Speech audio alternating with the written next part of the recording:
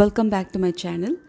Chennai ECR ரோட்டில் இருக்கிற கோவலம் பீச்சுக்கு தான் நாங்கள் இப்போ வந்திருக்கோம். காலையில் ஒரு 9 மணிக்குள்ளே வந்தோன்னா அப்போ தான் ஃப்ரெஷ்ஷாக மீன் பிடிச்சிட்டு வந்திருப்பாங்க. அந்த டைம் என்ன மீன் அவைலபிளாக இருக்கோ அதில் பெஸ்ட்டாக பார்த்து நம்ம வாங்கிக்கலாம்.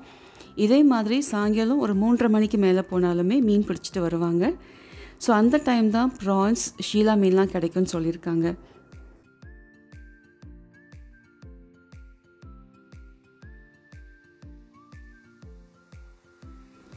இந்த பீச் முட்டுக்காடு தாண்டி கொஞ்சம் தூரத்தில் லெஃப்ட் ஹேண்ட் சைட் ஒரு பெரிய ரோடு பிரிஞ்சு உள்ளே போகும்.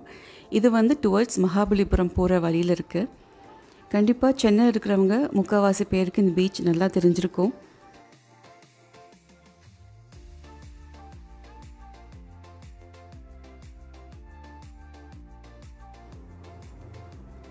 காலையில் ஒரு 4-4:30க்கெலாம் போய் வலை போட்டுட்டு வந்துடுவாங்களாம். அதுக்கப்புறம் ஒரு 2-3 ஹவர்ஸ் கழித்து போனாங்கன்னா மீன் கிடச்சிதுன்னா அதை அப்படியே எடுத்துகிட்டு வந்து நேரடியாக விற்கிறாங்க இங்கே.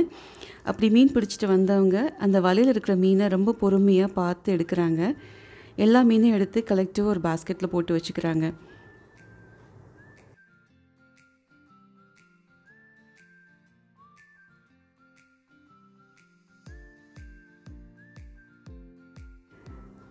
இந்த வலையில் சில சமயம் பாம்பு கூட வந்து சிக்கியிருக்கு.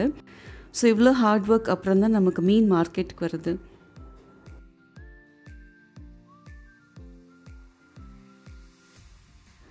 ஸோ அன்னைக்கு வலையில் என்ன மீன் கிடைக்குதோ எவ்வளோ கிடைக்குதோ அதை பொறுத்து தான் அவங்களோட வியாபாரம் இருக்குது.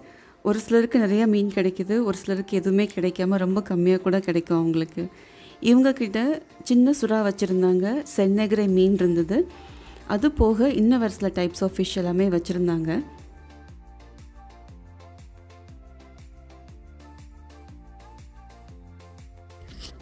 மீன் பிடிக்கிறதுக்கு தனி வலை, நண்டுக்கு தனி வலை, ராட்டுக்கு தனி வலைன்னு சொல்லி ஒவ்வொரு ஸ்பீஷீஸ்க்குமே தனித்தனி வலை தான் யூஸ் பண்ணுறதா சொன்னாங்க. அதுக்கேற்ற மாதிரி வலையோட திக்னஸும் அந்த வலையில் பின்னப்பட்டிருக்க அந்த ஹோல்ஸோட கேப்பும் வந்து டிஃப்ரெண்ட்டாக இருக்கும்.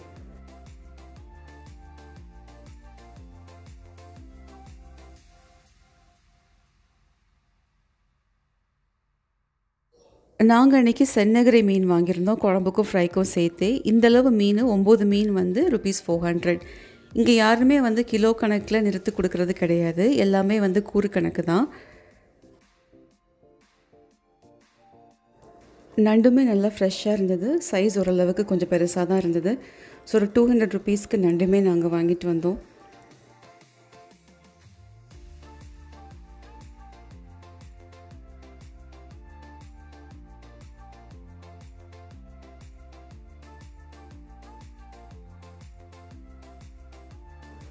எல்லாருமே மீன் பிடிச்சிட்டு வந்ததுக்கப்புறமா அவங்க யூஸ் பண்ண வலையை ரொம்ப பத்திரப்படுத்தி வைக்கிறாங்க.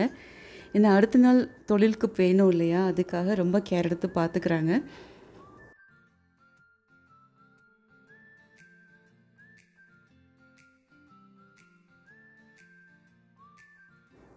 நிறையா லேடிஸ் என்ன பண்ணுறாங்கன்னா, அங்கே மீன் பிடிச்சிட்டு வந்தவங்கக்கிட்ட நேரடியாக மொத்த வியாபாரம் மாதிரி பேசி வாங்கிட்டு இந்த மீனை லோக்கல் மார்க்கெட்ஸில் போய் அவங்க மறுபடியும் விற்கிறாங்க. நம்ம மீன் வாங்க போகிற இடத்துல ரேட் வந்து கொஞ்சம் முன்ன பின்ன இருக்கும். ஸோ நல்லா விசாரிச்சுட்டு அதுக்கப்புறம் வாங்குற மாதிரி இருக்கும். அங்கேயே நம்ம வாங்கின ஃபிஷ் எல்லாம் க்ளீன் பண்ணி கொடுக்குறதுக்குமே ஆளுங்க இருப்பாங்க. அதுக்கு ஏற்ற மாதிரி சார்ஜஸும் நம்ம பே பண்ணிக்கணும். இந்த பில்டிங் அந்த பீச்சை ஒட்டே இருக்கிற மீன் ஏல மார்க்கெட்.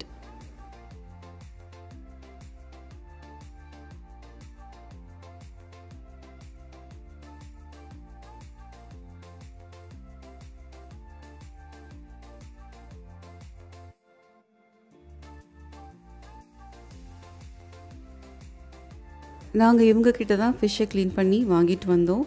ஃபிஷ்ஷுக்கும் நண்டுக்கும் சேர்த்தே ₹40 தான் சார்ஜ் பண்ணாங்க. பட் கண்டிப்பாக இந்த அமௌண்ட் அன்னன்னைக்கு இல்லை ஆளுக்கு ஏற்ற மாதிரி கூட மாறலாம்.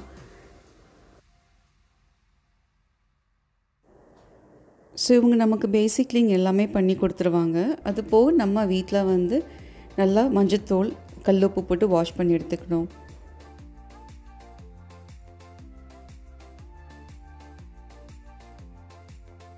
So once in a while நமக்கு டைம் கிடைக்கிறப்போ லோக்கல் மார்க்கெட்ஸ்லேயோ ஷாப்லேயோ வாங்குறத விட நம்ம ட்ராவல் பண்ணக்கூடிய டிஸ்டன்ஸில் பீச் இருந்தது அப்படின்னா அங்கே போய் வாங்கினோன்னா பசங்க வந்து சில விஷயங்கள் லேர்ன் பண்ணிப்பாங்க. மீன் எங்கேருந்து வருது, அது எப்படிலாம் விற்கிறாங்கன்ற சின்ன சின்ன விஷயங்களை வந்து அவங்க கற்றுக்குவாங்க. அது மட்டும் இல்லை, எல்லாருக்குமே பீச்சுக்கு போக பிடிக்கும். ஸோ ஒரு பக்கம் மீன் வாங்கிட்டு இன்னொரு பக்கம் கொஞ்ச நேரம் பீச்லேயும் டைம் ஸ்பெண்ட் பண்ணிட்டு வரலாம்.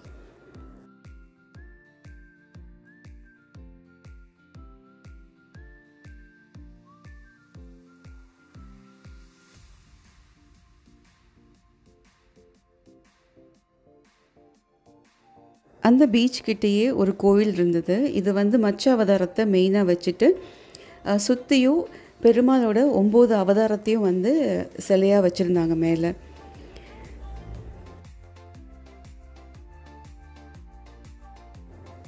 Hope you like my video.